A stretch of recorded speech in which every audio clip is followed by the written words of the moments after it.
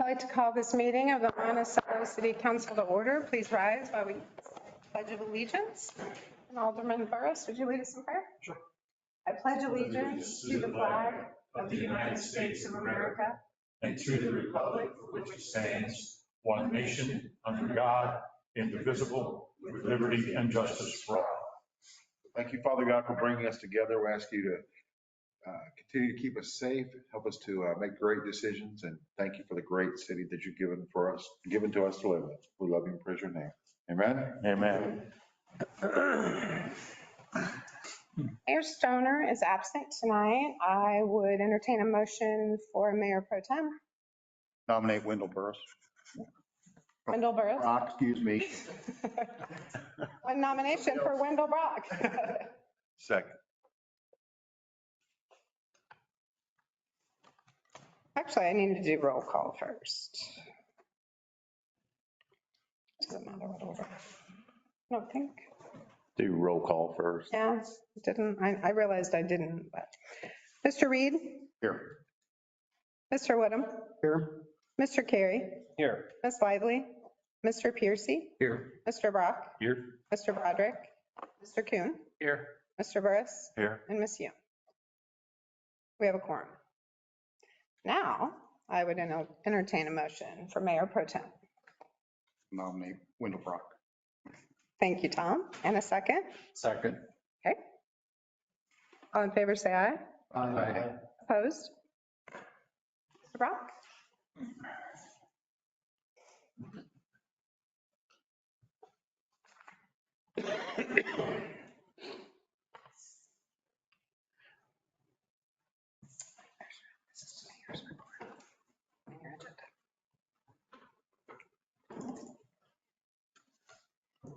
No need for another roll call, is there? No need for another roll call.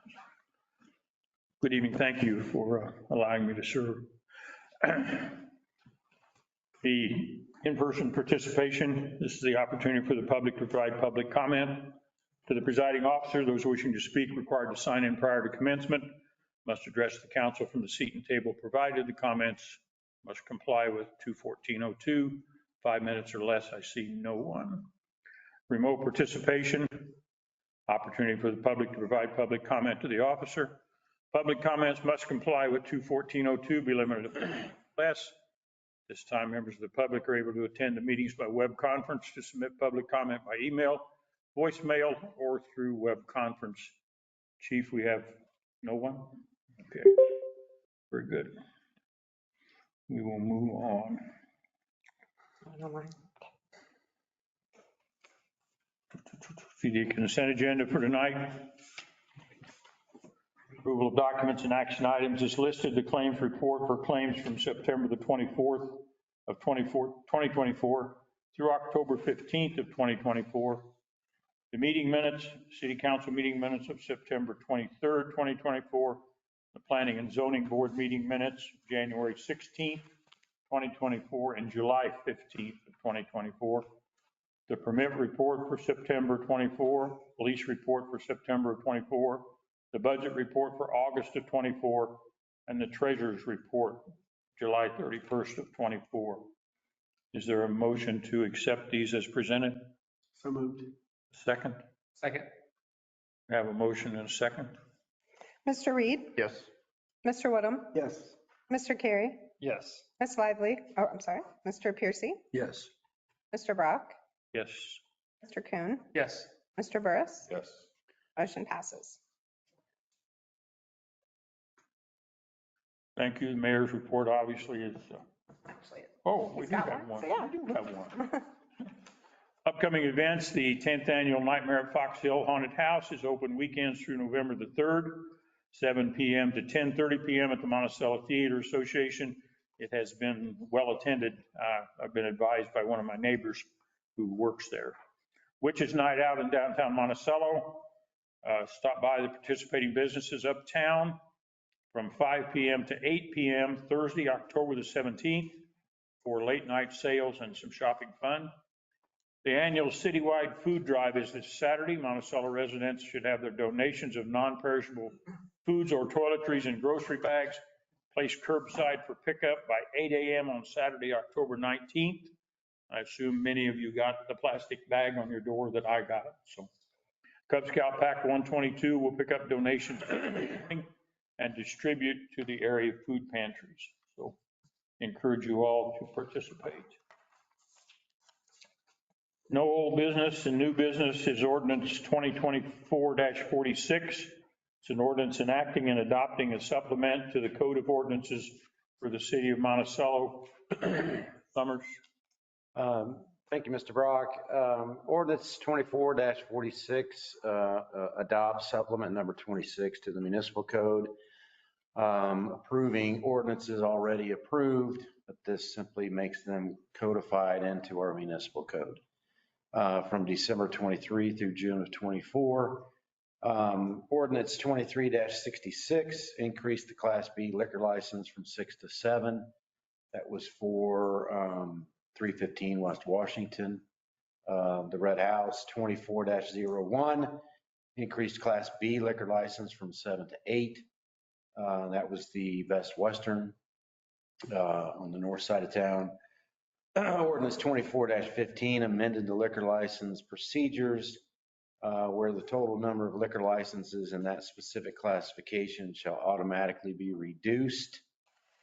If any one of the licenses is revoked, suspended, terminated, any issue, it automatically takes that class liquor license off the books. 4-17 adjusted language within section 1099 general penalty regarding fines for the city of Monticello. 24-18 amended parking regulations. It removed requiring reporting to the Secretary of State for failure to pay fines. Removed the courtesy box language we used to have. Added regulations for parking on public areas without valid registration. Added regulations for parking equipment on 2-hour limitation parking. We had a lot of issues with that this year. And adjusted the penalty language for the minimum fine. That was a convoluted kind of mess for that, but Chief Bross streamlined that pretty well. 24-19 amended the impound fee for vehicles held at our impound lot. 24-20 amended the health sanitation nuisances, removed number of offenses and subsequent minimum and maximum fines. That was another convoluted kind of mess that if you had more than one violation within a calendar year, it increased. And so it's just, again, Chief Bross streamlined that. Ordinance 24-25 increased the Class B liquor license again from 8 to 9 and Class H liquor license from 6 to 7.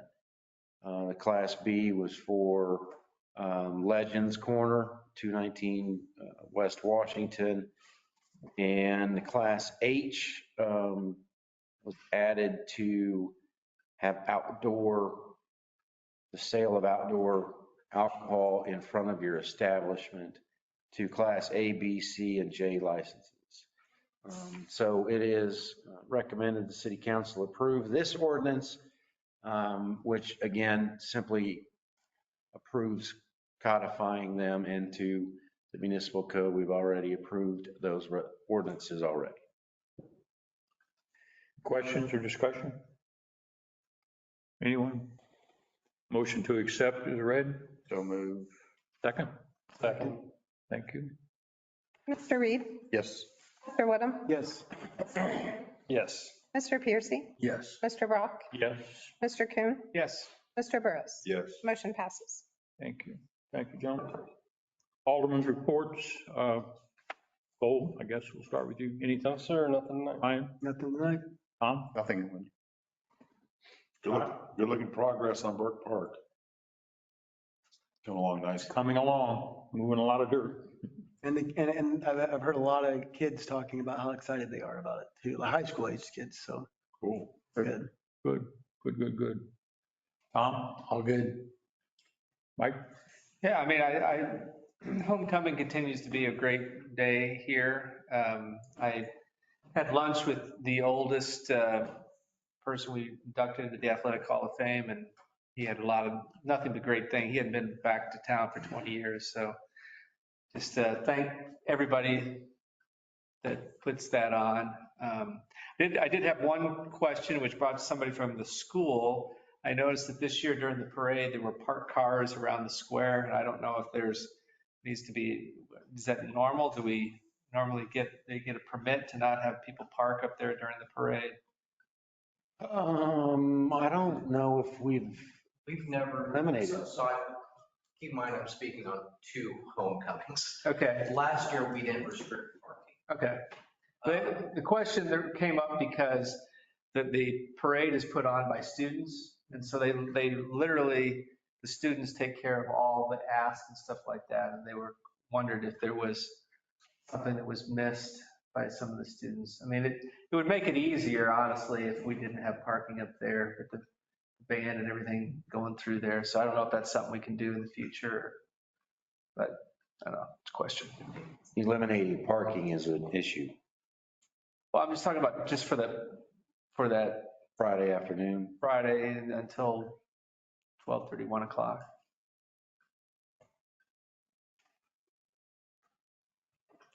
It's a request I'm bringing forward to somebody at the school, so. We, that's something we could discuss. I think we'd want to discuss that before doing too much because we do, I mean, when the parade happens, we still have, court in session. Right. We have the businesses down there. I wouldn't mind helping them out a little bit, like on the corners. Like I get, maybe a couple on the end to, so the fire trucks and some of the bigger things can make that turn, but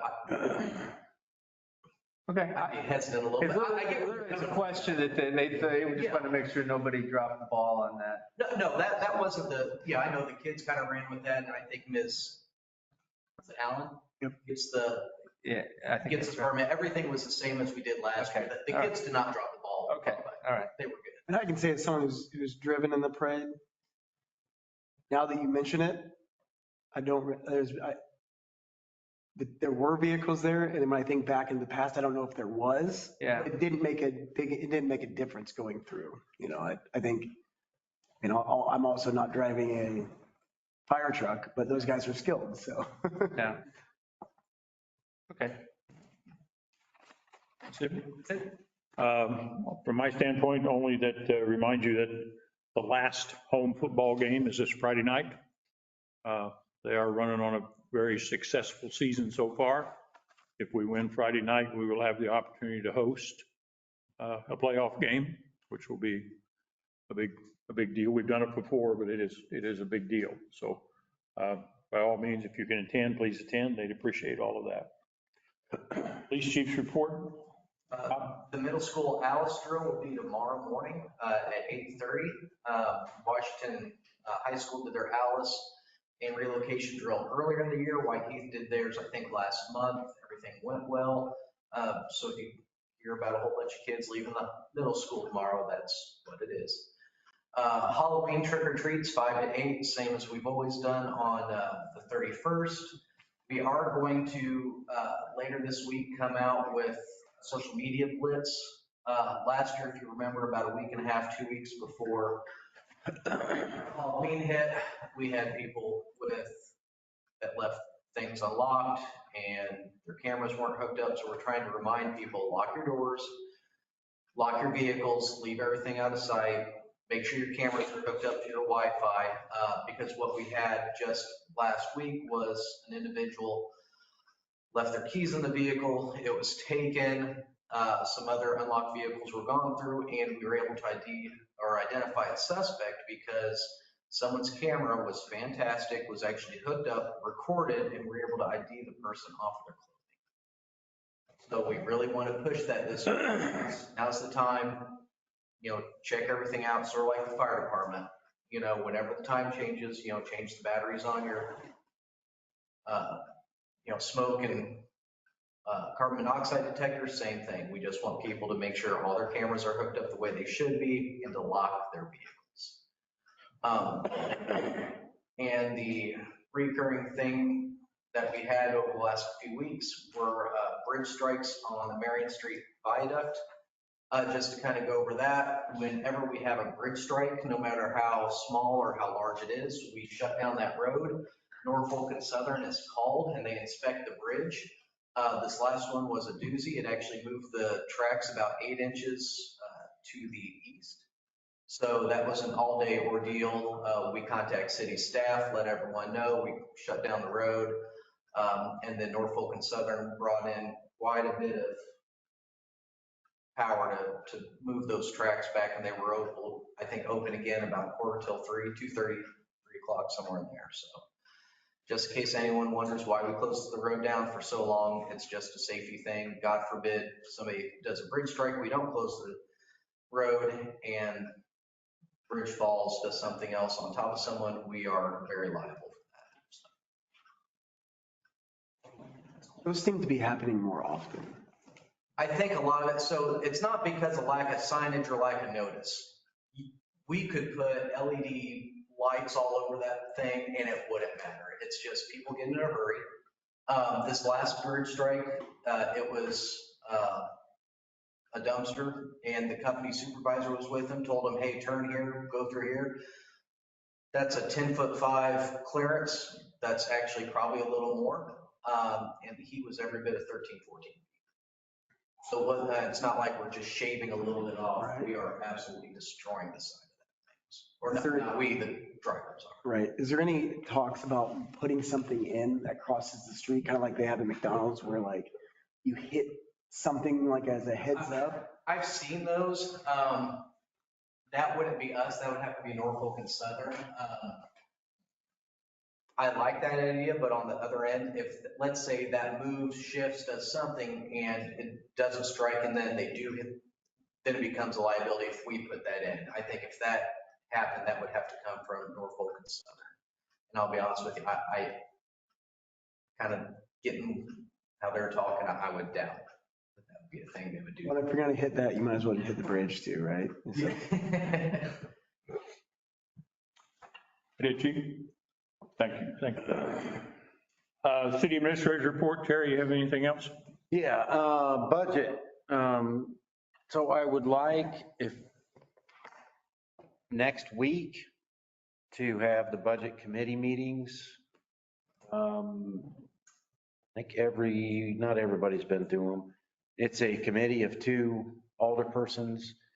Come in and meet with Maura Metcalf and myself, and we go over certain sections of the budget ahead of either a study session or council meeting. So Mayor Stoner and I have met several times about the committees, and I've got a list here that you can pick up after the meeting. So the committees are going to be Alderman Woodham and Alderman Kuhn for the TIF and Business District. Alderman Piercy, Alderman Burris, Administration. Alderman Brock, Alderwoman Lively, Police and Fire. Alderman Carey, Alderman Broderick, Sewer and Water, and Alderwoman Hune and Alderman Reed, MFT Streets, Capital Improvements. So I would ask, I think at least one of those tandems is here. Please get with who you're partnered with, get a time that works for you next week, if at all possible, and just shoot an email to Maura and I, October 21st through the 24th, Monday through Thursday next week. Evening hours available at all? A big preference is during daylight, normal hours. We have always made accommodations. It's a serious subject. We've always made accommodations.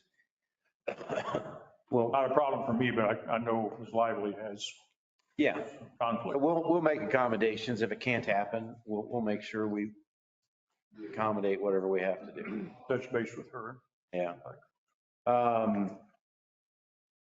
Then we're looking at the proposed FY 2025 budget presentation and discussion at the November 12th regular city council meeting. the tax levy and proposed, the tax levy will also be at that November 12th city council meeting.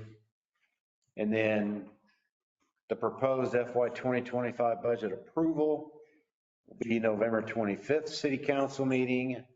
And if it needs to be more discussion, we can do it on the December 9th city council meeting. So make sure you grab one of these before you head out tonight, please, and get with your partner. Are there phone numbers on there for the members? Yeah. No phone numbers, okay. We'll make it happen. All right, thank you. Yeah, you email them or whatever you. I have phone. If you need a phone number, I have. Okay. Everybody's. We haven't got a report yet from Oberheim Park, right? Were they supposed to do that? Because that We have, whatever action we'd want to make sure is in the budget for next year, yes, or whatever recommendation. So we've got that. yeah. I'm going to have a couple of things from engineers to present at the November 12th city council meeting. Okay. Oberheim is one of them. Okay. So that's figured into the proposed budget. I won't know that number Okay. until near November 12th. Okay. So if need be, it could be part of appropriations. Absolutely. Yeah. Yeah, it'll be presented Okay. and you guys discuss it. And if you want to put it in the budget, in the appropriation ordinance, we can do that. Okay. That it? That's all I have. Anything else? Do I mention that or not? Just say you need a motion to go into closed session and then read that part. This time I accept a motion to go into closed session. We're going to review ILCS 120-2C22. It's the review of the closed session minutes. There will be action on that resolution following the closed session. So if we could have a motion, please. So moved. And a second. Second. Did you say the second, Tom? Yes. Mr. Reed?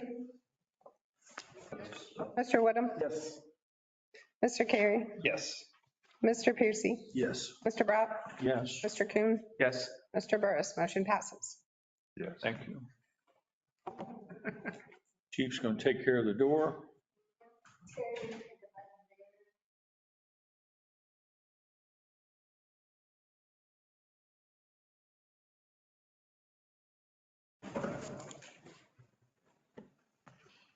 We are back in open session. Go ahead and get a motion to release that one. So you asked for a motion to release and add, say, the one we are adding to the budget. This time, the chair would entertain a motion to release one of the items as listed. Can I get a motion? So move to second. Second. Have a motion and a second, and it was I'm sorry, what was the one we were going to release? February 12th. February 12th, 2024 will be February added 12th, to the 2024. ordinance. Yeah, I do that. Obviously can't do it ahead of time, so I do it when I go back in the morning. Okay. And so that's what you're voting on. And we have a first and a second, and I will do roll call. Mr. Reed? Yes. Mr. Woodham? Yes. Mr. Carey? Yes. Mr. Piercy? Yes. Excuse me, Mr. Brock? Yes. Mr. Coon? Yes. And Mr. Burris? Yes. Motion passes. Thank you. Chair would entertain anything else for the good? There's nothing, a motion to adjourn. All in favor? Aye. Opposed? We are adjourned. Opposed. Thank you.